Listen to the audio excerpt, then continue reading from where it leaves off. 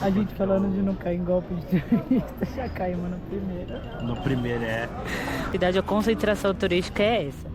E aqui tem pedalinho, tem brinquedo. Então vem isso, 5 tipos de queijo. E aí o queijo fica diferente. E aí, galera? Tudo bem com vocês? Hoje a gente tá aqui pra reagir à bizarra aparição de Gabriel a Maomé, meus amigos. Eita, pega do JJ, meus amigos. Vocês estavam pedindo bastante, espero que vocês gostem aí. Deixa aquele like pra estar ajudando a gente, meus amigos. Deixa um comentário pra estar ajudando a gente. Passa no nosso canal de vlog. Dá uma moral lá pra gente. Deixa o like também, um comentário. Amanhã, meus amigos, 7h30 da noite, começa a nossa primeira live infinita. Então, tô convidando todo mundo para ir lá para a plataforma roxa, que o negócio vai ficar pegando fogo, meus amigos. Vai pegar fogo, velho. Verdade, amigos, vai ser bem legal aí. Agora é certeza mesmo que vai ter a live infinita, beleza? Porque já patrocinaram as horas, então colhem lá conosco, porque amanhã a gente inicia. O link tá aqui no comentário fixado. E simbora pro vídeo. Bora.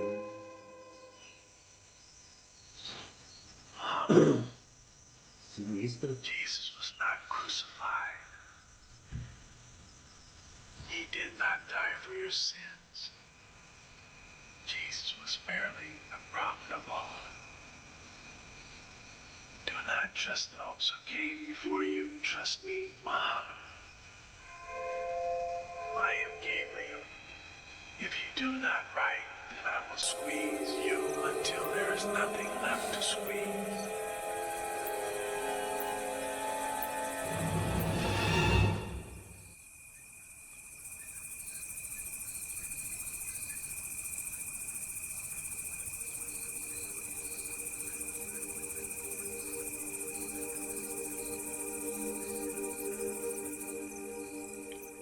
No ano de 610 d.C., um homem chamado Maomé, um comerciante de meia-idade conhecido por sua honestidade, retira-se para uma caverna no Monte Hira. Ele estava em busca de solidão e sentido para a vida.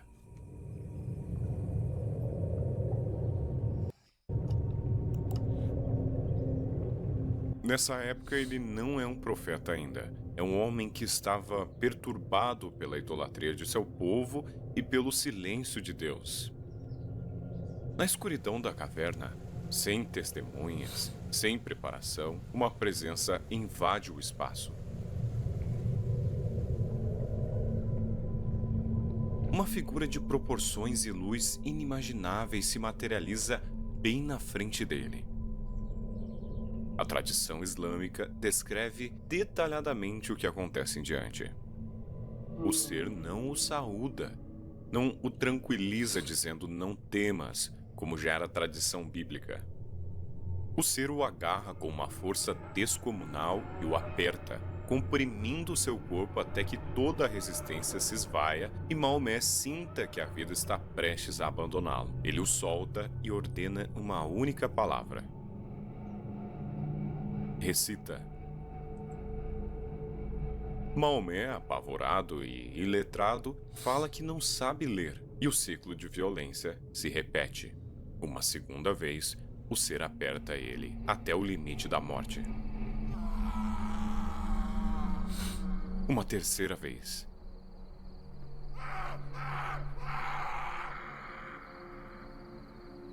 Só então, no terceiro braço sufocante, palavras emergem dos lábios de Maomé como se fossem extraídas cirurgicamente da sua garganta. Mas quando o ser finalmente se afasta, Maomé não está iluminado.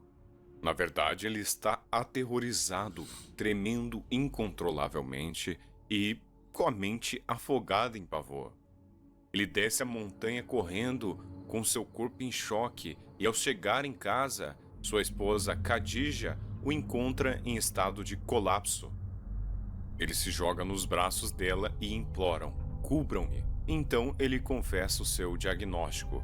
A interpretação crua de um homem que conhecia as histórias do deserto sobre demônios e possessões, então ele achou que estava possuído por um espírito maligno, um djinn.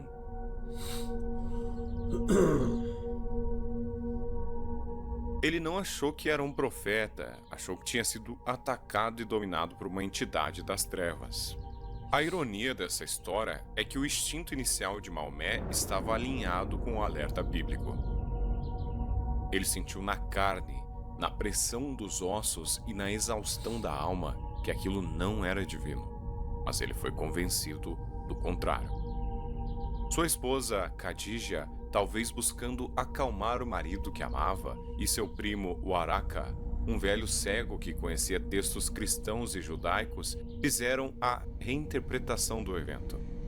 Disseram-lhe que aquele agressor cósmico era, na verdade, o anjo Gabriel, o mesmo que falará a Moisés e a Maria. Maomé aceitou sua reinterpretação, mas a dúvida primordial e a sensação visceral de que algo estava errado ficou registrada para sempre nos próprios relatos islâmicos. A partir daí, surgiu o islamismo, a segunda maior religião do mundo. A principal diferença entre o islamismo e o cristianismo está na figura de Jesus Cristo e na visão de Deus. O cristianismo crê que Jesus é o Filho de Deus e parte da Trindade, enquanto o islamismo o vê apenas como um profeta humano. E aqui que o aviso do apóstolo Paulo se torna uma chave de leitura indispensável. Paulo, que conhecia o mundo espiritual como poucos, escreveu 2 sentenças que juntas formaram um detector de fraudes sobrenaturais. A primeira está na segunda carta aos Coríntios, onde ele revela um segredo do campo de batalha invisível. Ele diz: o próprio Satanás se transfigura em anjo de luz.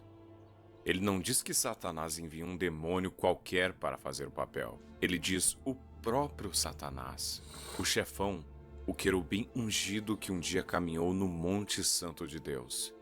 Ele não perdeu sua beleza, sua inteligência ou sua capacidade de emanar glória. Ele apenas perdeu sua bondade. E quando ele quer enganar, ele não aparece como uma gárgula. Ele aparece exatamente como o que ele já foi. A criatura mais luminosa do universo. A segunda sentença está na carta aos Gálatas, e ela é ainda mais radical. Paulo afirma que, mesmo que um anjo descesse diretamente do céu e pregasse um evangelho diferente do que ele havia pregado, esse anjo deveria ser amaldiçoado. Paulo está dizendo com todas as letras que um anjo do céu pode pregar heresia. E se ele pregar, não é de Deus. Ora, qual era o evangelho que Paulo pregava? Era a morte de Cristo pelos nossos pecados, seu sepultamento e sua ressurreição ao terceiro dia. Tudo de acordo com as Escrituras. Paulo dizia que se alguém, homem ou anjo, viesse contradizer isso, não deveria ser ouvido, mas rejeitado como maldito. Quando o ser da caverna de Hira começou a ditar suas revelações a Maomé ao longo dos anos seguintes, o que ele disse sobre Jesus? Ele diz que chamar Jesus de Filho de Deus é uma blasfêmia que faz os céus estremecerem. Ele diz que Jesus não foi crucificado e que tudo não passou de uma ilusão, que os judeus não o mataram nem crucificaram, mas que Deus o elevou para si. Ele diz que a ideia de que Deus tem um filho é um erro pagão. Em outras palavras, a mensagem do anjo Gabriel na caverna é, ponto por ponto, a negação exata do evangelho de Paulo. Se o teste paulino é a conformidade com o evangelho da cruz e da filiação divina, a mensagem do Alcorão reprova estrondosamente. Some-se a isso a identidade do verdadeiro Gabriel. O Gabriel bíblico tem um currículo. Ele aparece a Daniel para trazer sabedoria e entendimento. Ele aparece a Zacarias para anunciar o nascimento de João Batista, aquele que prepararia o caminho para o Senhor. E, crucialmente, ele aparece a Maria e profere as palavras que definem a sua missão. O santo que dela nasceria seria chamado de Filho do Altíssimo, e o Senhor Deus lhe daria o trono de Davi, e seu reino não teria fim. Gabriel foi a voz que anunciou a encarnação, a divindade de Cristo e o nascimento virginal. Agora, como pode este mesmo Gabriel aparecer 600 anos depois a um homem na Arábia e declarar que sua própria mensagem original, a Anunciação, é a maior das blasfêmias? Como pode o mesmo anjo que anunciou o nascimento do Filho de Deus ser o anjo que vem dizer que Deus não tem filho? A resposta lógica e teológica é que não pode, não é o mesmo anjo, mas sim um impostor.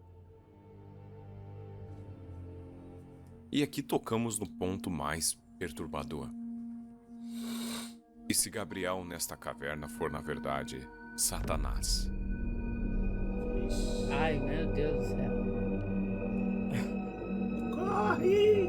Ele odeia a encarnação porque foi a humilhação de Deus que derrotou o orgulho do anjo. Ele odeia a cruz porque foi lá que sua cabeça foi esmagada. Se Satanás, transfigurado em anjo de luz, quisesse desfazer o cristianismo, ele não tentaria destruí-lo com perseguição. A perseguição, na verdade, fez a igreja crescer. Ele tentaria algo mais cirúrgico.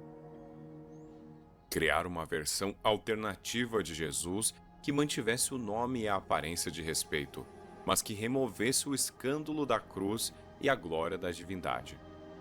Ele criaria uma religião que chamasse Jesus de Messias e profeta, mas negasse que ele é Senhor.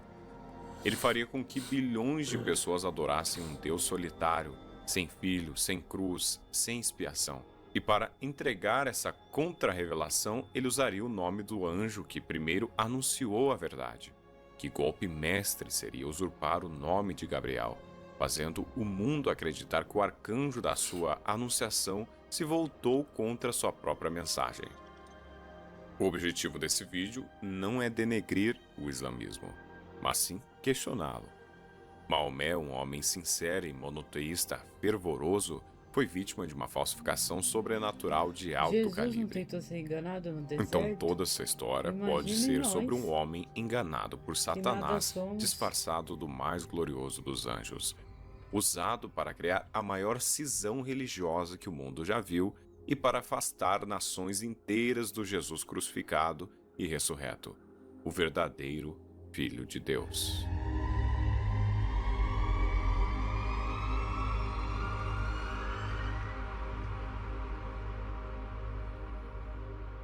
Caramba, Vídeo, vídeo, hein? mano, muito da hora, tá doido.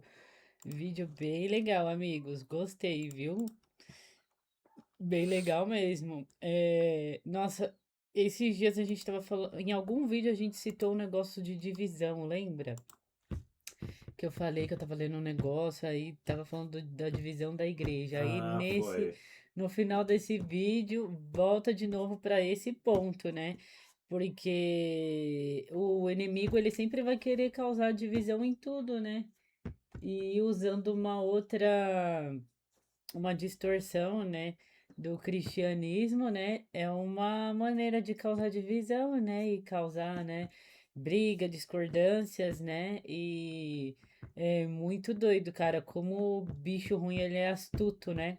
É impressionante, cara, é impressionante mesmo. Caraca. E aquela parte lá, né? Que nem você falou que a gente é enganado, né?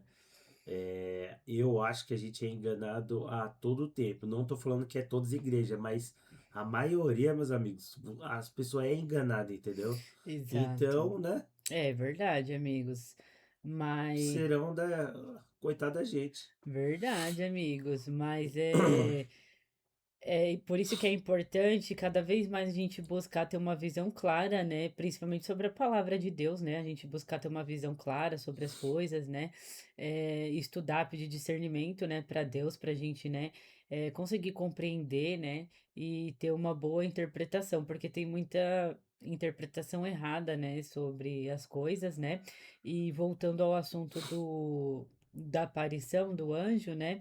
O que é mais doido é que o Maomé ele relata que ele sentiu uma pressão, né, como se o anjo estivesse tentando matar ele. Ah, Mas quando é citado na Bíblia, pelo menos o que eu li, tá, das outras aparições, né, de anjos, não tem um relato assim, né? Pelo menos que eu me lembre agora, tá?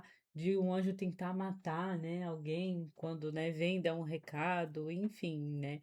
Mas então, nesse ponto a gente já percebe, né, a diferença, né. É bem maluco, gente. E aí a gente volta de novo no ponto que o David falou da gente ser enganado todo o tempo, né.